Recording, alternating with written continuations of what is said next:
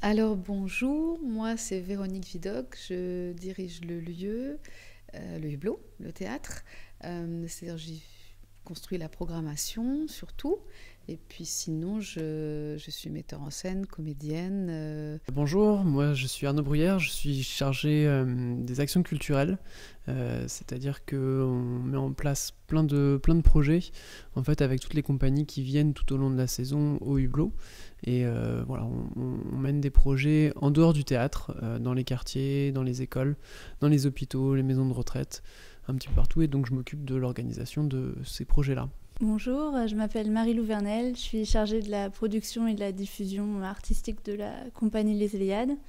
Donc concrètement, mon travail c'est d'accompagner l'équipe artistique à créer, à produire, à élaborer un budget, un calendrier, en fonction de leurs besoins, faire tout pour que le projet puisse se créer et ensuite travailler à sa diffusion. Le Hublot c'est un lieu atypique puisque c'est une ancienne usine de métallurgie dans laquelle nous nous sommes installés. Donc on l'a un peu pris d'assaut, on a décidé que ce serait un lieu de théâtre et on l'a peu à peu transformé pour que ça devienne un peu un lieu idéal pour créer, pour répéter, pour rencontrer le public, pour l'accueillir et pour y vivre, pour que l'équipe aussi y vive. Donc c'est avant tout un lieu d'accueil, un lieu de création et on l'espère un lieu chaleureux pour que les gens se rencontrent. Et bien sûr, c'est un lieu qui est dédié à la création contemporaine, c'est-à-dire à des auteurs d'aujourd'hui, des compagnies, des jeunes compagnies. Et donc, on y parle et on y questionne le monde qui nous entoure avec les outils du théâtre, l'écriture, la lumière, le jeu d'acteur, et puis les autres disciplines qui viennent s'y mêler, la danse, la vidéo, le théâtre d'objets. En fait, on est arrivé dans ce lieu en 92. On cherchait, la compagnie était déjà existante, on était surtout sur Paris, on se baladait de salle en salle pour répéter. C'était pas des conditions évidentes, en fait, comme beaucoup de compagnies. Donc l'idée, c'était de trouver un terrain propice vraiment pour se poser. Et on a eu la chance de découvrir ce lieu-là, qui à l'époque n'était déjà plus depuis longtemps une usine de métallurgie. C'était un propriétaire qui s'appelle Stéphane Magnan qui l'avait racheté. Et il y avait déjà donc une séparation entre plusieurs parties de cette petite usine, petite manufacture, et il y avait un pan libre. Et donc on est entré dans ces murs en se disant ouais, c'est magnifique, ce serait vraiment bien d'y être. Et on n'avait pas beaucoup de sous. Non, en fait, on n'avait pas de sous du tout. Et donc le propriétaire nous a dit bon, vous pouvez y rester peut-être un mois, je ferai une facture pour l'électricité. Et au bout de 10 jours, on lui a dit nous, on est prêts pour louer ce lieu. Évidemment, sans du tout percevoir ce qui allait être notre vie future, parce qu'on avait fait un calcul hâtif. Et donc, il a fallu ensuite trouver les moyens de payer le loyer, mais on les a trouvés. Donc, et on est là depuis tout ce temps-là, depuis un bien longtemps. Et des travaux s'y sont faits, etc. Voilà, c'est un lieu à notre main maintenant. Ici au Hublot, on a choisi de donner du temps.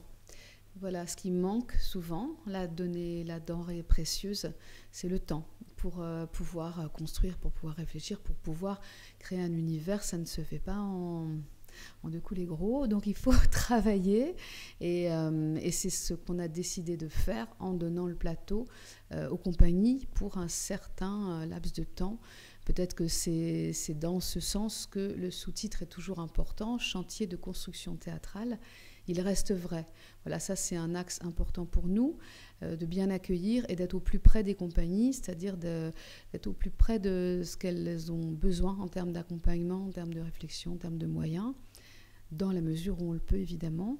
Et puis aussi ensuite, la particularité, c'est l'échange qu'on a, qui est fondé de longue date avec de nombreux partenaires sur le territoire. Et ce sont des partenaires avec lesquels on travaille dans la finesse, c'est-à-dire que là aussi, on prend du temps pour créer des actions, les construire en les réfléchissant ensemble et non pas en plaquant des choses rapides. Voilà, c'est peut-être notre particularité. Et puis, on est peut-être un lieu où on essaye de donner de la chaleur, on essaye toujours de trouver du plaisir dans ce qu'on fait et du sens. Parfois le sens, on le perd en le faisant. Donc là, il est question de toujours rester vigilant au sens. Les activités du Hublot, c'est effectivement plutôt de réfléchir sur des projets sur la durée et autour des spectacles accueillis. Et du coup, on ne fait pas de cours à l'année, par exemple. Parce que, tout simplement pour des raisons pratiques, c'est-à-dire que la première finalité du Hublot, c'est d'être un lieu d'accueil des compagnies et d'accueillir des spectacles qui sont en création, donc des répétitions, des séances d'expérimentation. Donc chaque semaine, on va avoir des compagnies différentes qui vont être présentes. Et voilà, d'avoir cette place-là pour les compagnies, ça suppose que la place n'est pas libre pour des cours réguliers, tout simplement.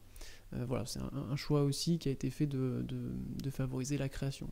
Voilà, ce qui ne nous empêche pas d'aller travailler avec les publics en dehors du théâtre, évidemment, mais sur d'autres projets qui sont menés tout au long de... non, c'est pas tout au long. Qui sont menés un peu partout dans la ville et dans le département. La compagnie Les Éléades a été créée en 1989 et en 92, elle a notamment pris place au Hublot. La compagnie Les Éléades, c'est une compagnie de théâtre contemporain.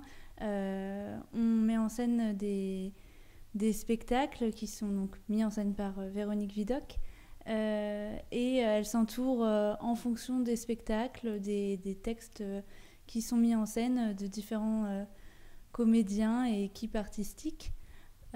Cette année, en 2019, va voir le jour la nouvelle création de la compagnie et c'est la première création jeune public, donc pour les parents et enfants à partir de 7 ans.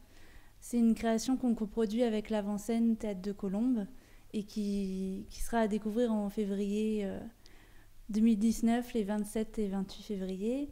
Le spectacle Contes d'enfants réels, mis en scène par Véronique Vidocq, est créé d'après l'œuvre de Suzanne Lebeau, qui est une auteure québécoise, qui est chef de file de l'écriture pour le jeune public. C'est un spectacle qui s'adresse aux parents et aux enfants à partir de 7 ans et qui aborde comme fil conducteur la liberté qui est nécessaire à l'enfant pour se construire et s'épanouir.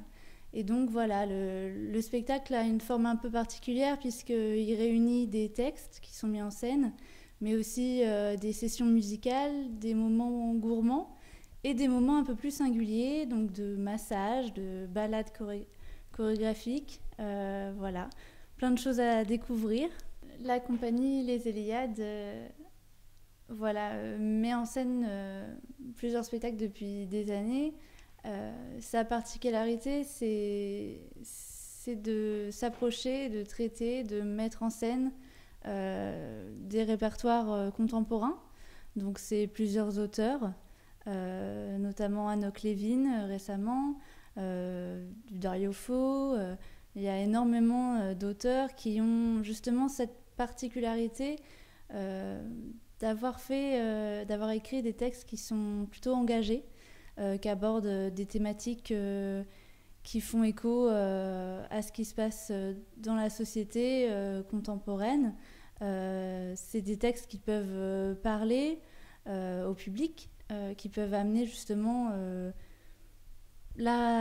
susciter la réflexion. L'idée, effectivement, c'est de mettre en scène des spectacles autant qui parlent à Véronique, qui les met en scène, mais aussi nous tous, les spectateurs, l'équipe artistique. Et c'est des textes qui suscitent la réflexion. C'est pas juste on voit un spectacle, on le voit et ensuite il reste en nous, il va susciter une réflexion, il peut amener aussi des débats.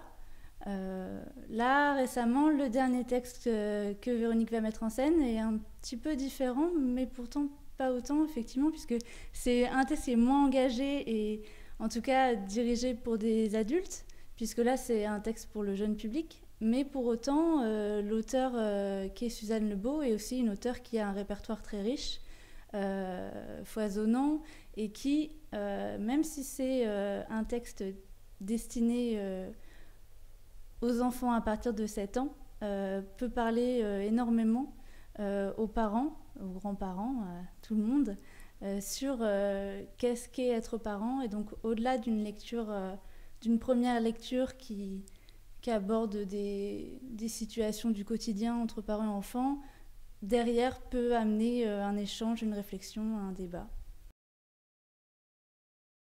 La programmation suit en fait les projets que nous recevons au Hublot. Il n'y a pas de ligne, il n'y a pas de thématique. Il y a simplement des projets qui arrivent, des compagnies qui viennent vers nous, et puis des coups de cœur pour des créations, des coups de cœur pour des écritures ou des équipes qui mènent les projets. Donc cette année, on a une douzaine de pièces qui vont se répéter ici. Pour la programmation 2018-2019, on a une programmation qui va être très diversifiée, dans le sens où elle s'attache à intéresser, à concerner des publics de tous les âges, puisque le spectacle pour les plus jeunes qu'on aura cette année commencera à partir de 9 mois, et puis qu'après on a des spectacles qui vont s'adresser à la fois aux écoles maternelles, primaires, au collège et au lycée. Donc un panel assez large qui permet justement de faire venir au théâtre tous les publics, et d'essayer en tout cas de laisser personne de côté. On ne s'est pas mis de contraintes par rapport au public qu'on voulait accueillir, si ce n'est effectivement un angle un peu plus précis quand même sur la jeunesse, mais la jeunesse qui peut être aussi accompagnée des parents, évidemment, parce que le travail parent-enfant, c'est aussi un travail qu'on mène sur certaines de nos créations, notamment cette saison.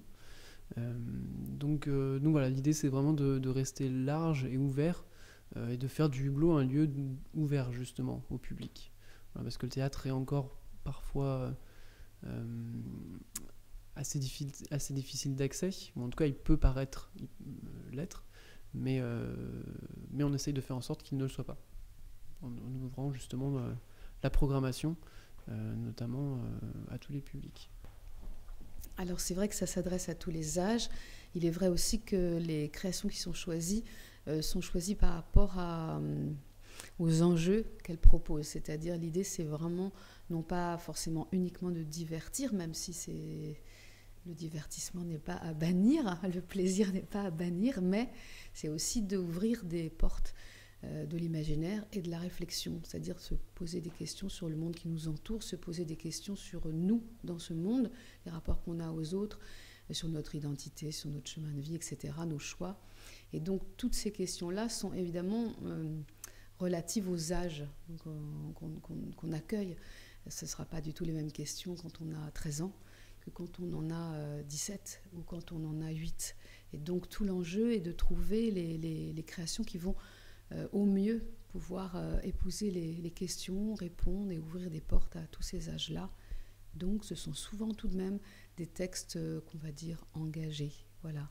Et derrière ces textes engagés, il y a souvent des débats, des rencontres, des discussions. L'idée c'est que chacun forge aussi son esprit en allant au théâtre, en allant s'ouvrir vers les arts.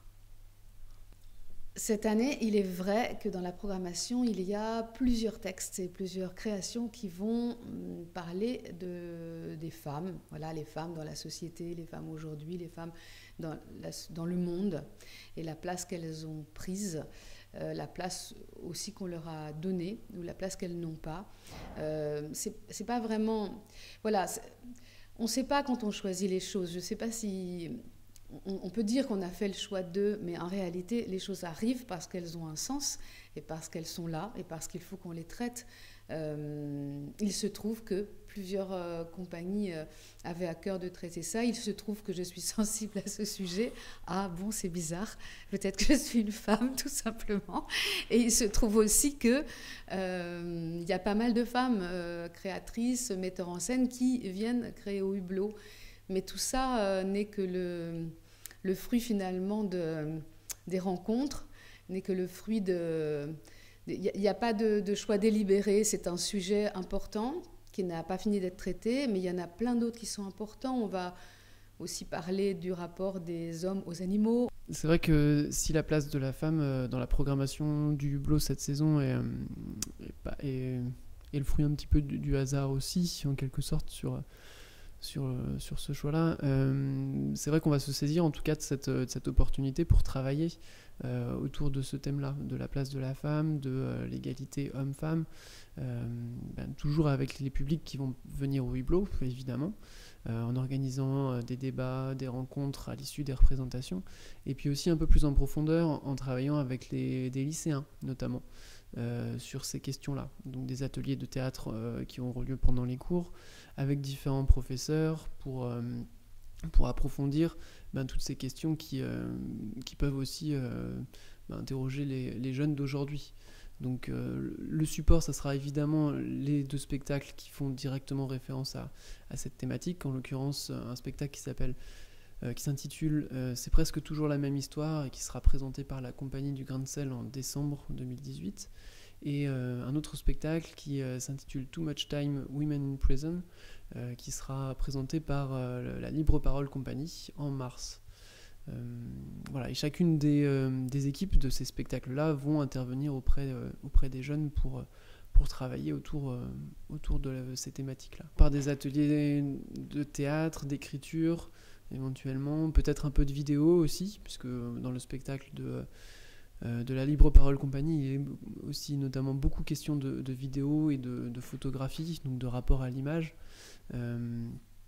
Et donc, voilà, on va demander aux jeunes de réfléchir, de construire aussi des réflexions sur la question de la place de la femme dans la société, et puis de les mettre en forme avec les artistes. Donc les artistes sont là pour aider aussi à construire soit une forme qui sera théâtrale peut-être, soit de la mise en voix, de la lecture ou du film, à partir de tout ce qui aura été imaginé et dit par les élèves. On va travailler notamment avec des élèves des lycées La Tournelle à la Garenne-Colombes et Anatole France à Colombes. Voilà, il y aura aussi quelques interventions au lycée Galilée de Gennevilliers, mais sur un projet un peu plus réduit. Voilà, et puis après, il y a l'idée aussi de continuer à travailler avec tous les publics qui seront présents là. Donc voilà, on a des pistes avec d'autres établissements, on a des pistes aussi pour travailler avec les associations du quartier Petit Colombe à Colombes. Donc voilà, la saison est encore en construction à ce niveau-là. Donc voilà, on a choisi aussi de se laisser ouvert aux opportunités qui vont se présenter maintenant que la saison a été dévoilée. Voilà, on verra aussi ce qui peut encore être construit en plus de tout ce qui existe déjà. Un des événements de l'année, de la saison, au hublot, ça va être la venue du spectacle Vox, le mot sur le bout de la langue, qui est présenté par la compagnie La Balbutie, et qui a la particularité d'être, je pense, le spectacle pour le public le plus jeune qu'on ait jamais accueilli au hublot, puisque c'est un spectacle qui s'adresse aux tout petits, à partir de 9 mois. Donc vraiment les tout petits, et effectivement même à cet âge-là on peut apprécier un spectacle, voir un spectacle, et surtout avoir un spectacle exigeant.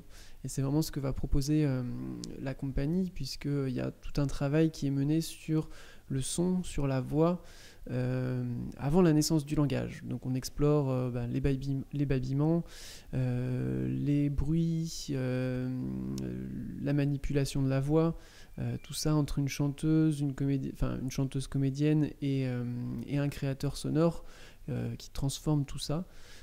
Et donc ça crée un espèce d'objet qui est assez étonnant,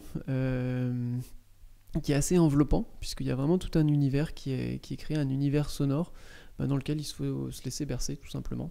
Et puis voilà, je ne vais pas en dire plus parce que c'est à découvrir au hublot. Moi, je vais parler de Too Much Time. Donc, il y a un spectacle créé par la Libre Parole et une metteuse en scène qui s'appelle Fatima, qui a énormément travaillé sur ce sujet pendant plusieurs années. Et le sujet est donc ces femmes qui, à un moment, arrivent en prison. Pourquoi sont-elles là? Qu'est-ce qui a bien pu se passer dans leur vie? Quel est le trajet de ces femmes? C'est la question qu'on explore dans ce spectacle de manière extrêmement fine, extrêmement délicate. Et moi, je salue ce travail sensible, pas du tout noir et blanc, pas du tout, voilà, ce sont des femmes en prison et puis moi je suis dans ma vie tranquille. Non, en fait, il y a vraiment une porosité, une perméabilité entre ce qui se passe sur le plateau et nous en face. Et ce qu'on entend, ce qu'on ressent, c'est quelque chose de très proche, d'assez troublant aussi, parce que des vies qui paraissent... Donc là, ce sont des vies réelles en plus, c'est un spectacle qui est créé à partir d'histoires vraies, comme on dit. Mais les histoires vraies, parfois, nous semblent très proches des nôtres, ça aurait pu être les nôtres. Donc c'est une très belle traversée, mise en scène délicatement et jouée par 8 femmes qui sont à la fois comédiennes, mais presque qu'on imagine très proches de ces femmes qui sont quelque part très loin, puisque c'est des prisons dans le monde entier. Donc ça nous relie avec des femmes qui sont dans des endroits, on va dire, très reculés du monde. Et pourtant, on est reliés de cœur avec elles et d'esprit. Voilà, c'est un très beau spectacle que je conseille de venir voir. Un autre temps fort de la saison à venir, c'est My Name is Alice de la compagnie Les Filles de l'Ogre en fin novembre. C'est un spectacle à partir de 8 ans. Un spectacle qui est créé... notamment à partir de l'œuvre de Lewis Carroll, Alice au pays des merveilles. Mais c'est une adaptation de théâtre contemporain. C'est une adaptation qui situe le personnage dans la vie actuelle, dans la société qu'on connaît. C'est la particularité de ce spectacle où on suit une jeune fille dans son quotidien qui... par une soif de liberté, par une envie aussi de s'échapper de son quotidien, des difficultés qu'elle peut rencontrer, va rentrer dans un monde onirique, dans un univers, l'univers de Lewis Carroll. Et dans la mise en scène, c'est perceptible par l'apparition du théâtre d'ombre, puisqu'il y a du théâtre et du théâtre d'ombre, et donc tout l'univers et les personnages... du lapin, le terrier, vont apparaître. Pour autant, les personnages qu'on connaît bien de l'histoire, le Chapelier Fou et ces autres personnages, vont pas apparaître comme on les connaît justement. Ils vont se retranscrire par une professeure d'anglais un peu particulière, par des personnages comme ça. Et donc c'est une invitation à redécouvrir cette histoire qu'on connaît beaucoup, mais qui là est traitée différemment et encore plus proche du vécu du quotidien et de la société actuelle. Le souvenir pour moi très important, celui qui a peut-être déclenché tout, c'est Mouchkine. C'est le Théâtre du Soleil où finalement je suis allée emmenée par la classe, c'est-à-dire que je n'avais aucun contact auparavant avec le théâtre. Mes parents n'étaient pas du tout de ce milieu-là et je n'avais aucun feeling avec ça. Et la classe m'a emmenée un soir comme un autre et en fait le grand choc ça a été de me retrouver immergée. Voilà, c'est-à-dire j'ai été prise en capture, littéralement. C'est-à-dire que je suis entrée dans un lieu qui était magnifique, immense. Je n'avais jamais vu un lieu comme ça. Il y avait les comédiens, on les voyait se préparer dans des loges. On était avec tout de suite physiquement avec eux, sans aucun préambule. Et c'est un espèce de bain comme ça qui m'a extrêmement impressionnée. Et le spectacle lui-même, c'était 1789, était construit de telle manière qu'on était debout le plus souvent, les scènes changeaient, on devait se tourner, on était actifs. Les comédiens nous traversaient et c'est une sensation organique en fait très très forte comme... je ne sais pas si on est plongé dans la mer, dans un élément incroyablement vivant. On en garde évidemment l'odeur et le mouvement. On en comprend tout d'un coup presque intrinsèquement la vie. Et c'est ce que 1789 a fait pour moi. Et j'ai j'ai passé 1 heure ou 1 heure et demie, 2 heures, je ne sais pas, à être hors de moi-même en fait. Et voilà, c'était vraiment un magnifique, magnifique moment. J'ai toujours dans la mémoire des morceaux de scène. Les acteurs sont entrés en moi. C'était magnifique.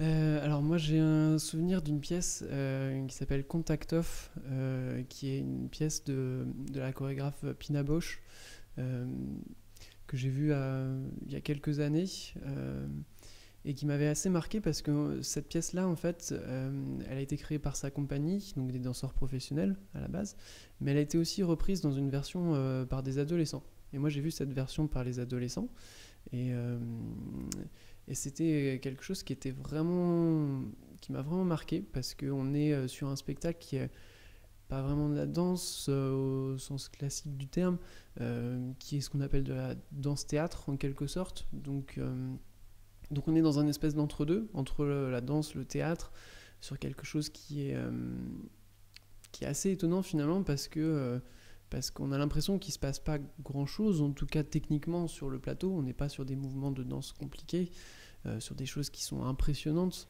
mais quand même, il y a quelque chose qui touche vraiment. Et ça, je me rappelle que oui, sur des choses qui paraissent simples, qui ne le sont pas forcément, mais qui en tout cas le sont en apparence, ça peut provoquer vraiment beaucoup de choses. Et donc c'est la première fois en fait que je suis retourné voir un spectacle plusieurs fois, parce que bon, j'ai eu plusieurs opportunités d'y aller facilement, et voilà, au final j'ai vu ce spectacle 3 fois en 4 jours. Donc voilà, c'est quelque chose qui m'a vraiment marqué, et j'aurais pu continuer à retourner le voir finalement, tellement c'était captivant. Et pourtant le spectacle durait 2h30, donc c'était une expérience assez étonnante. Moi j'aurais pas pensé en allant voir ce spectacle-là que j'allais adhérer à ce point-là et être un peu subjugué par ce spectacle-là. Donc voilà, expérience étonnante, du coup plus que positive, on peut dire. Un souvenir de théâtre, de spectacle, j'en ai plusieurs. Alors il y en a certains, je n'ai plus le titre ni l'artiste, je sais même plus dans quel théâtre je l'ai vu, mais je me souviens de sensations. Les spectacles qui me plaisent vraiment et qui m'ont marqué, c'est des spectacles qui, quand on les voit, on est chamboulé. Comme Véronique parlait tout à l'heure, c'est des émotions qui naissent en soi. Des fois, on ne sait même pas d'où elles arrivent, on ne sait même pas qu'on les avait en nous. Comment des choses qui se jouent devant nous peuvent nous parler autant. Je pense que chaque spectateur reçoit un spectacle différemment, même si des fois, effectivement, on pense au spectateur en tant que groupe, que tel public de tel âge, mais effectivement, c'est en fonction de notre propre vécu. Il y a des choses qui parlent plus ou moins fort, qui sont plus ou moins fortes. Récemment, c'est le spectacle Love and Money qui m'a beaucoup marqué. C'est un spectacle que j'ai découvert, je n'ai même pleuré pendant le spectacle, j'étais vraiment très chamboulée et je suis encore émue maintenant, alors c'est bizarre.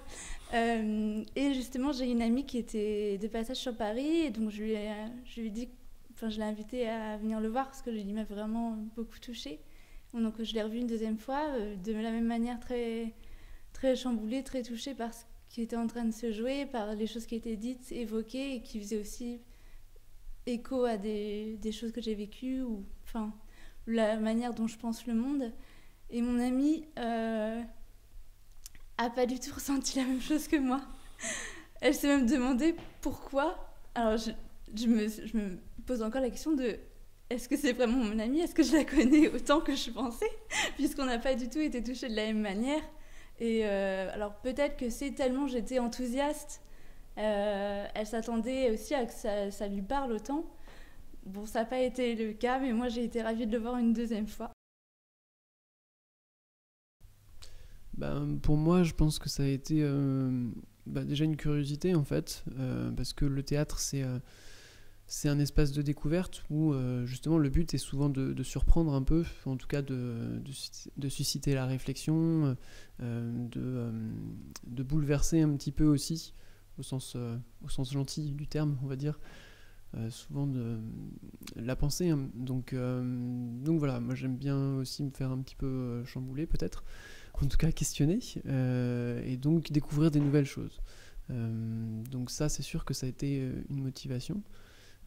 Et puis c'est vrai que moi j'ai plutôt eu des expériences quand j'étais plus jeune dans la musique, mais voilà, ça a été une première accroche, et voilà, qui m'a poussé vers le spectacle vivant. Et après, voilà, le théâtre, ça s'est présenté un petit peu comme ça aussi, mais c'est un champ qui est très riche et qui est très...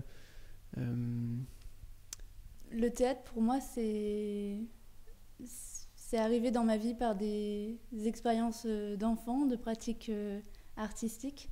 C'est des bons souvenirs, c'est quelque chose qui a permis de s'ouvrir sur autre chose, sur un monde artistique. C'est un pas de côté sur la vie du quotidien qui a permis de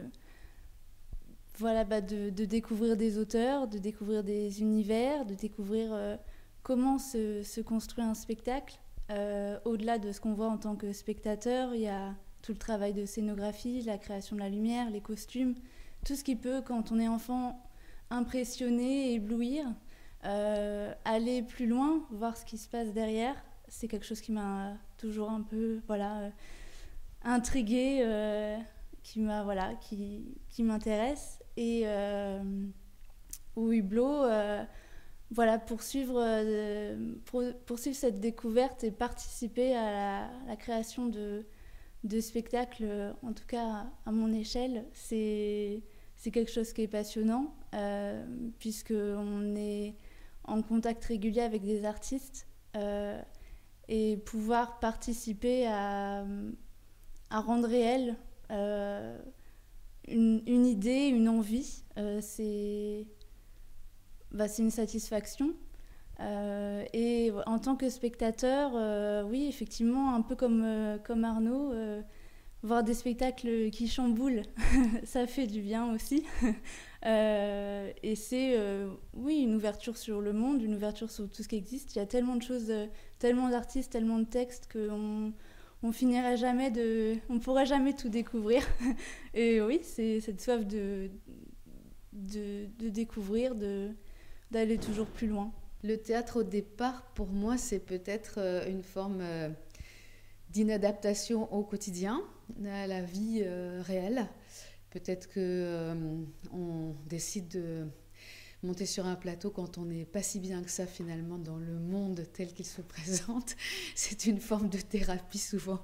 C'est-à-dire que montant sur le plateau, on va traiter des choses qui, effectivement, nous conviennent que peu, ou on va les rêver autrement. Donc ça, c'est la première démarche importante et qui restera jusqu'au bout. Le fait de se sentir terriblement bien sur un plateau, parce qu'on peut y réinventer effectivement d'autres ordres du monde, d'autres sensibilités. On peut élargir le champ, on peut élargir le temps. Ça, c'est la première chose. La seconde, qui est très importante aussi, c'est l'écriture. Moi, j'ai toujours beaucoup lu, passionnée des mots, pas pour les mots, mais juste parce que quand on ouvre un livre, on part quelque part pour un temps indéfini, et c'est notre tête et nos sens, et tout galope et tout construit. Donc cet amour de l'écriture, et comment elle peut s'incarner au théâtre, comment elle peut être portée, comment elle peut devenir corps finalement, ça c'est une chose toujours passionnante. Puis après, il y a plein d'autres choses, il y a l'espace, il y a le rapport à ce moment complètement inhabituel que propose le théâtre. C'est un moment aussi où tout le monde est ensemble. On est ensemble dans les répétitions, on passe du temps ensemble, on est forcément solidaires. Et ça, c'est passionnant. Et même le public qui est convié est forcément solidaire. Et c'est quelque chose qu'on ressent très fort quand on est sur le plateau comme comédienne. C'est quelque chose qu'on ressent aussi très fort en tant que spectateur. Et ce frémissement du public qui n'est pas content ou bousculé ou émerveillé ou étonné, c'est quelque chose de magnifique en fait, qu'on aimerait tout le temps connaître dans la vie de tous les jours. Cette forme de circulation intense des émotions, des pensées partagées. Alors pour venir au hublot en tant que compagnie, la démarche est assez simple. Il faut envoyer un dossier tout simplement avec le projet, avec le texte et puis tous les enjeux de la création. Et on lit ces dossiers, on y réfléchit et bien sûr on essaie de rencontrer les gens quand on se rend compte que ces spectacles peuvent avoir un intérêt, enfin une place, voilà, pour le lieu que nous faisons vivre. À ce moment-là, on se rencontre, on parle.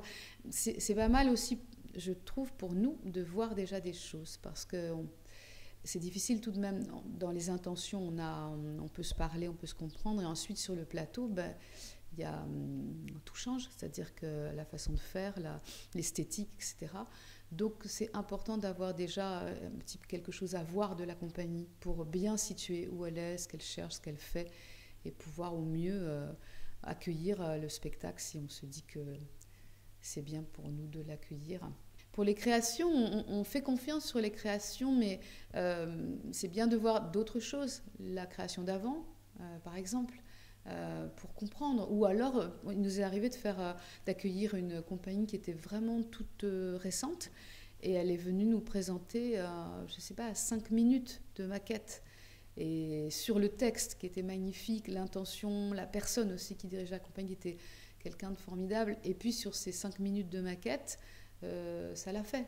Voilà, ça a été suffisant pour se dire on part ensemble sur cette aventure-là, on fait confiance et la création c'est comme ça, il faut faire confiance, ouvrir les portes et puis ça va être très bien. Mais il faut avoir suffisamment de données pour s'engager dans le même sens ensemble.